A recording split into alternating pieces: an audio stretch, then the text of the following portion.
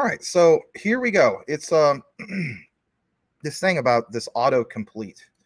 Now, I'm not going to get into the developer side of things where the video just shows the developer talking about technical stuff, but I will draw some significance and draw your attention to why you want to pay attention to this. So, for one, it was reported, I think it was 2 days ago, my bad, straight from Soroban, right? And we know that when it comes to Soroban, this is a premier smart contract platform for Stellar. You know, like the analogy I made, if you've ever seen The Matrix Reloaded, you know, it's like you have Neo trying to contact the key maker, okay? And the key maker has that master key. Soroban is like that master key that plugs a whole ecosystem, right? Like opening up the matrix, if you will. Anyway, so they got this thing and it says, looking for ways to speed up your smart contract development time. Now you got to keep in mind, for us as retail traders, maybe that sounds kind of Greek, you know, like, what's the big deal? The big deal is you want other developers to come from, for instance, like your Ethereums, who recognize, hey, you know, it just takes too long with this darn Ethereum thing.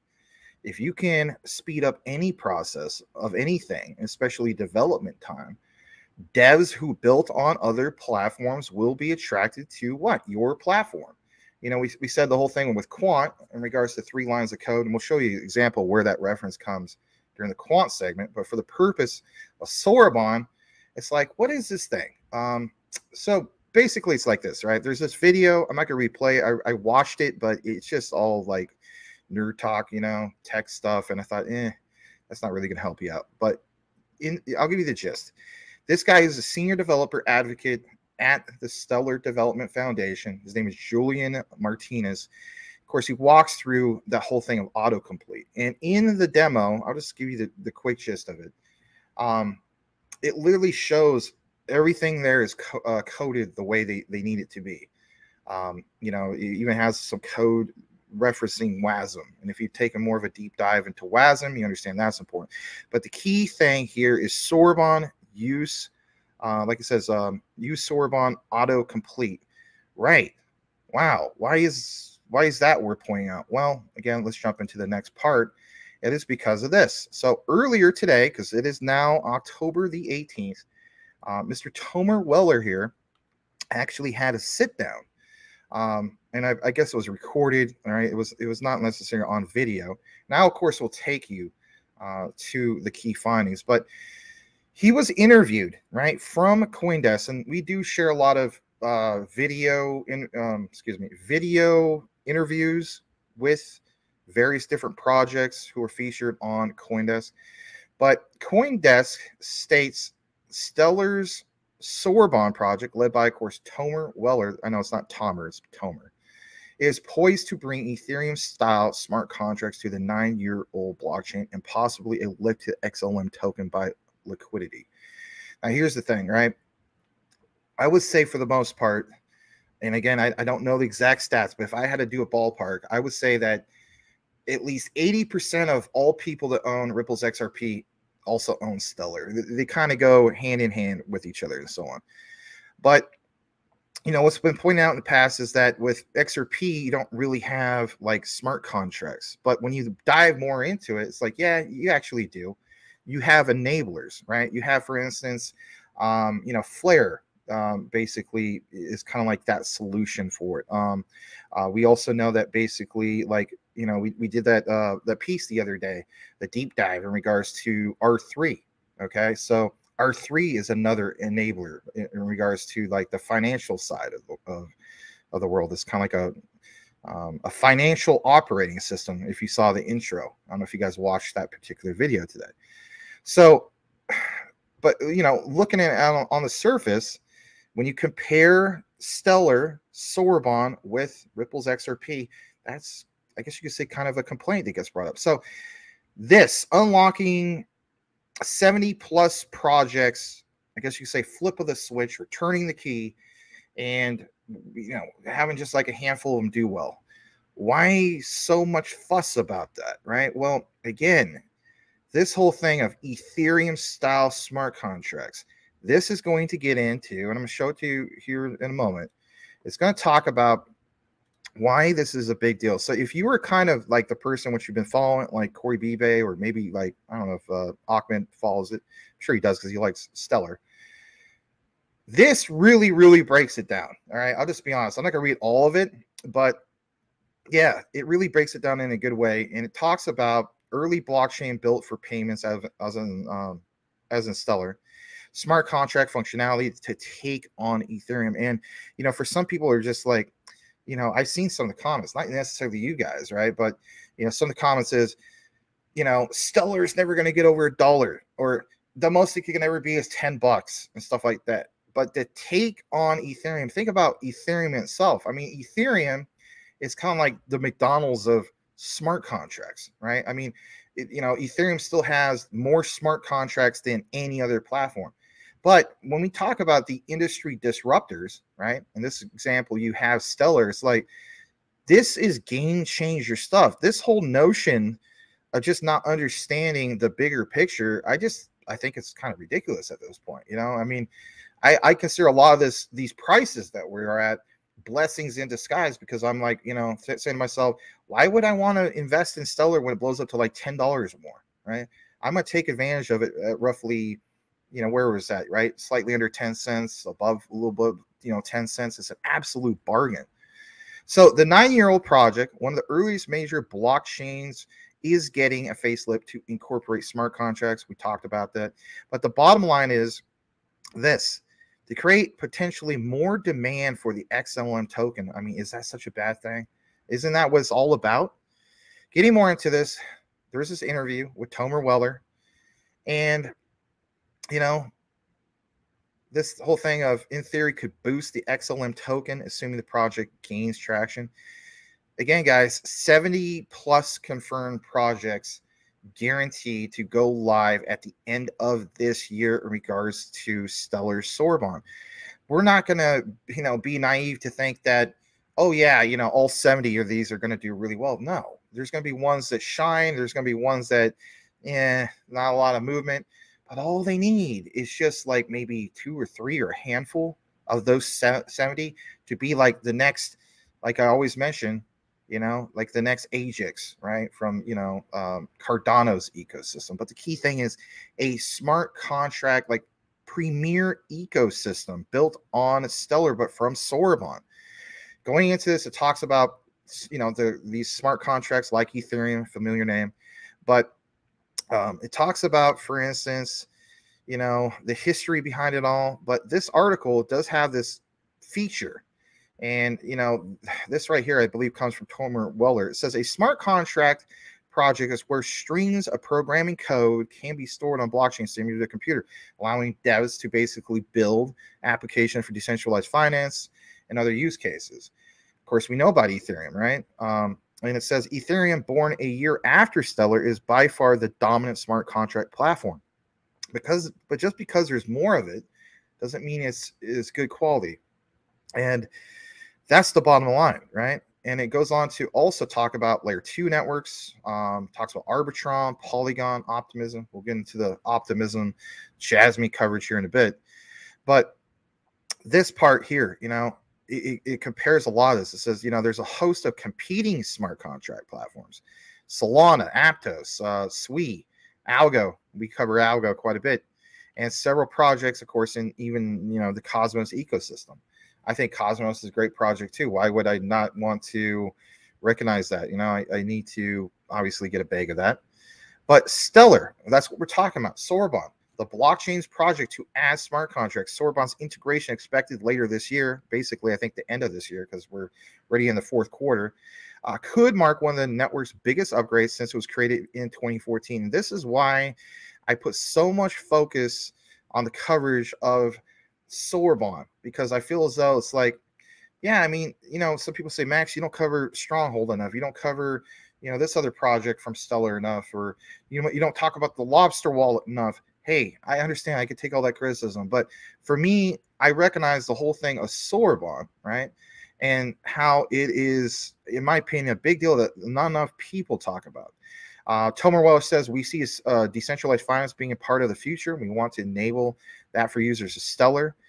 Goes on to also mention some of these other things. But if the Soroban upgrade leads to substantial uptake by users, which I do believe it will. I mean, come on, 70 plus projects. That, of course, that's going to be uptake in users. It's just math at that point, right?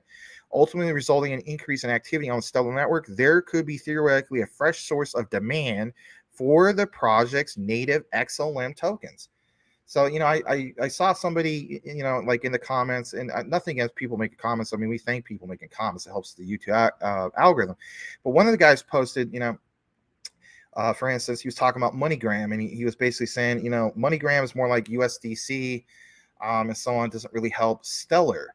And then another guy was saying, you know, for instance, Soroban doesn't really help XLM. And that's where, like, I can understand the debate of, you know, USDC, but in reality, right, Soroban does complement XLM, and that is utility in motion, because you enable more of an ecosystem with a few, even just 5 projects, like I mentioned. All we need is more of that utility in motion. Get mass adoption, and it's game changer, absolute game changer, because already as we speak, there's many other businesses that have built on ETH years ago, and they don't like the complaints of the gas fees. They don't like how slow it is. And they're looking for another solution that's going to be, for one, a lot easier for devs to build on. You know, again, very similar to like Quant, right? 3 lines of code. Like they don't even have to learn a new coding language. So for a lot of these, I hate to say kids, right? You know, they have a bunch of, you know, student loan debt and so on. They don't really want to get more and more debt. So building a platform like this is really attractive. And, you know, the XLM price gained 46% this year, trailing Bitcoin's or BTC 66% rally, even Ethereum, even XRP, right? Last week, they want to, or what is it? They want to recognize the whole thing of SDF. Inked a deal with Satora, a security platform. We'll show you that here in a bit, to support new smart contract platforms. Satora provides developers with the means to verify their code. Again, very similar to what Quant is doing to a sense with smart audits, but, you know, smart verification in regards to verify code, right? Can't have bugs in the code. That's why you have test nets and stuff like that. All right, this part real quick. Talk about Ethereum's dominance. We already know about their dominance, but I'm going to point out a few key things here. So Stellar, I would agree with the statement, faces long odds on seeding Ethereum. But what if they could make a real true dent in that? It's not that you're unseating Ethereum in regards to smart contracts, right? Kind of like in the real world, you know, McDonald's, is there any, you know, burger joint that's really unseating McDonald's as far as, like, you know, creating more McDonald's? Is Burger King really going to have more locations than McDonald's? Probably not. I mean, they're up there, right? But it's the disruptors of just that. I look at Ethereum being like the McDonald's of smart contracts, McDonald's of crypto. Stellar could put a dent in it at all. You know, I guess I'll use this analogy. Whether you like this burger joint or not, you know, here in towards the West Coast, I mean, Arizona's not right on the West Coast, obviously, but here in Arizona, Nevada, California, and even, I guess, parts of Oregon, you have In-N-Out Burger. What stands out about In-N-Out Burger? In-N-Out Burger is it's quality over quantity, right? Does that make a real dent towards the likes of McDonald's and so on? Well, it may not appear that way on a national scale, but in reality, they are. If you want to In-N-Out Burger, oh my gosh, like big lines, but it's efficient. Even though there's a huge line, you get your, you know, your little sandwich or whatever real quick. But what about this whole thing of blockchain and DLT? It is a difference of quality over quantity. So it gets into this thing about, you know, Stellar facing these crazy odds, right, going up against Ethereum, and they're not the only ones. I've seen people obviously say XDC is the real Ethereum killer. I think a lot of these are real Ethereum killers, but it goes on to talk about, you know, whose market value of about 109 billion is about 65 times larger than his own. Even if Stellar was to break into 25% of that, don't you really think that Stellar's going to sit around at 10 cents? I'm just saying. Stellar's 30 full-time developers compare with 1901 for Ethereum, according to Electric Capital's report. Decentralized finance protocols built on Ethereum have combined both deposits, total value locked, 20 billion, according to DeFi Llama. And look at this. The equivalent figure for Stellar is 18.5 million. But we are talking about smart contracts, and it says even for existing chains with smart contracts, it's proven difficult to attract good projects. So it would be very surprising if they managed to seriously challenge Ethereum. I would disagree with this statement because currently, as we speak, we've already seen examples in interviews from the Stellar Development Foundation. We have devs who literally have jumped ship from Ethereum-based projects to come build over here on Stellar. Why are they doing that? Well, they don't like the idea of, again, the slow network. But on top of that, they want to attract other devs. As the saying goes, like, you know, if you're partnered up with or you have many other people, they're going to help you build Rome. I hate to use that example, or, you know, build a movie or make a movie.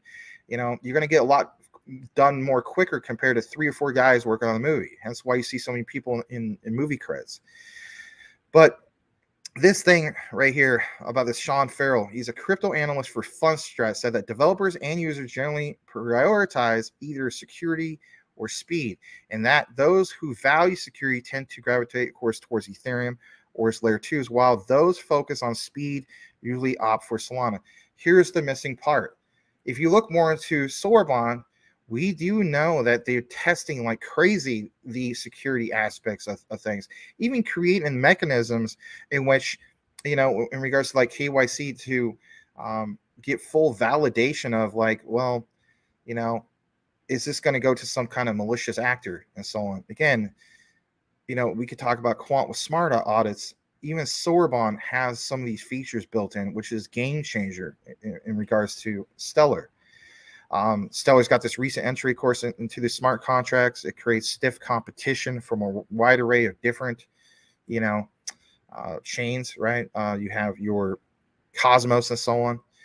But there's, of course, a big, long piece about this. I'm not going to get into everything about it. But I will point out this. In a conversation with Dent Dixon, I think we highlighted it. She explores how blockchains can empower people to unlock potential. And of course, you know, Mr. Idris Elbro, the actor, even chimed in about it. But the bottom line is, Soroban may have, you know, a true star of the conference as a Meridian, and that's coming on with more than 22 sessions devoted to the topic, right? Devoted to the topic. But again, you got to keep in mind that topic.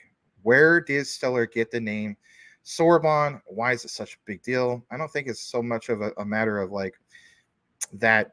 You know, that definition of this thing that, you know, goes back to Japan. All I'm trying to say is this thing of WASM built into the code. We've been studying that for a while. But look at this. The decision to use Rust as a primary program language with WebAssembly, known as WASM, as the instruction format, that instead of Solidity, the language used to run Ethereum virtual machine, which is the foundation for running smart contracts on the Ethereum, Avalanche, Cello, and Phantom blockchains, and many other networks. WASM is a choice for Cosmos. So here's the thing. Cosmos is very impressive. Polkadot, Layer 0, very impressive. I even talk about Near from Investor Place, all impressive. This guy, Tomer Weller, said that WASM has the key technical advantages that make it better choice, that separate it from, for instance, Ethereum. Rust is the most common programming language for writing programs for Solana. So to have some of these things are incorporated, like let's say, for instance, you know, you have somebody comes over from, from Solana, and they don't like the idea that their network has gone down a few times. And they do want to jump ship to something that's going to cost a lot less and want to build on Soroban. Or maybe they still want to stick with Solana, but they also want to build on Soroban. The key thing is attracting more people by having a common programming language where more people don't have to learn new things. It's a game changer. Now, I'm going to stop elaborating on that. I'm going to jump over to this because I want to, you know, get more into this thing. All right, so hold on a second. Let me pull this up. Goes on to mention this right here. Yeah, sorry about that. This bottom part. in regards to Stellar. So it says Stellar allows some data to expire, arguing that it's learned lessons from watching Ethereum's experience with state bloat. So you put things in, you store it on chain, and then at some point that data can have an expiration date. But the cool thing is they send a notification to some of these projects and let them know, hey, you know, your data that's being stored on chain is about to expire. You need to renew it. Again, that's a little bit more of that utility in motion. You know, back to what Will Fix was talking about. He was mentioning leasing. That's a concept of like leasing data. That being activated over and over, whether it's every 90 days or yearly on an annual contract, that's still a big deal, all right? Tomer Weller described this whole phenomenon as second mover advantage, since Ethereum would have a hard time retroactively going back and announcing that data might expire. And even if Ethereum, you know, would say, hey, we have data that's going to expire and so on, think about this for a second. Why would Ethereum want to get in, you know, open up that can of worms? If they did do that, the similar model of, you know, what Stellar's doing, again, the gas fees, they're going to lose so many, you know. I guess this, some people say, well, Max, this is where Ethereum kind of shines, even though it's outdated technology, because it forces people to stay on Ethereum because of those gas fees. True.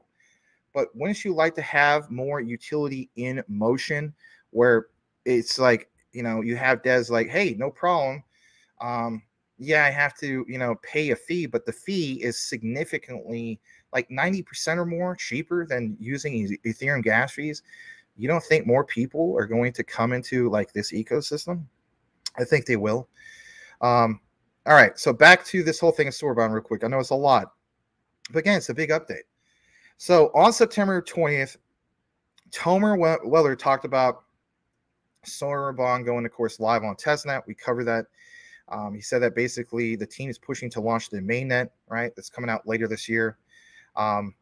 I really think they're going to have it done by the end of the year. Everything supports that. There's never been anything that said, hey, this is going to get delayed. But if this is successful, the launch would represent the culmination of nearly 2 years of development work since the plan to bring smart contracts to Stellar was announced, of course, early 2022. And my thing also is the timing of this. You know, Bitcoin halving coming up in April, the spot ETFs. What about Stellar being partnered with Franklin Templeton? And Franklin Templeton basically has, you know, a Bitcoin spot ETF and so on. So again, I'm looking at it from the perspective of like when some people say when moon, I don't necessarily think that we get necessarily, I gotta stop saying necessarily, get the whole thing of like generational wealth within a few months. I'm not saying that, but this notion that Stellar is just going to stay around 10 cents by the end of the year, that part I don't see. Soroban itself will cause Stellar to have price shock. As far as, you know, tripling the price, I don't know what that would be, but there's no way staying at like 10 cents. I just don't really see that. Now, is it possible that mainnet comes and you still don't have any projects that have a lot of utility motion? I guess yes, but I think it's enough to move it at least up a little bit. But it is the key pathway forward for more of that adoption. Of course, Tomer Weller says we're aiming for release by the end of the year. Again, they don't say anything about Q1 of next year, and they're conservative about that. So that's the update, and you know, it's the progress of this and in attracting other devs. That's your key takeaway in regards to Soroban. I know that might have seemed like a lot of, I don't know, trying to jam it all into one thing, but I do think it's a big deal, and I did want to bring it to you guys. All right, going down more into this, we have, what was it real quick? Yeah, here we go. It's just real quick. 14 hours ago. It's just a little bit more Stellar, not necessarily Soroban. Stellar illuminating the future tokenization. We talked about tokenization a lot. Goes on to mention this part. Meridian 2023. There's this thing called Cheesecake Labs. I know it sounds kind of cheesy, no pun intended. They add another feather to Stellar's cap, and basically what it talks about here is the enhanced Stellar's asset sandbox to serve as a cornerstone for institutions eager to delve into the world of asset tokenization on the Stellar network. The no-code required feature of the sandbox not only lowers the entry barrier for businesses, but also offers them a robust testnet environment. They can create, they can issue, manage, you name it, hinting at Stellar's vision for widespread asset digitalization and its readiness to offer necessary tools for infrastructure. So even from this point of view, right, we talked about RWAs, real world assets, tokenization, creating issuance. I'm telling you, Stellar's killing it with a lot of the recent developments. But of course, we can't cover Stellar every day because they don't necessarily have updates every day.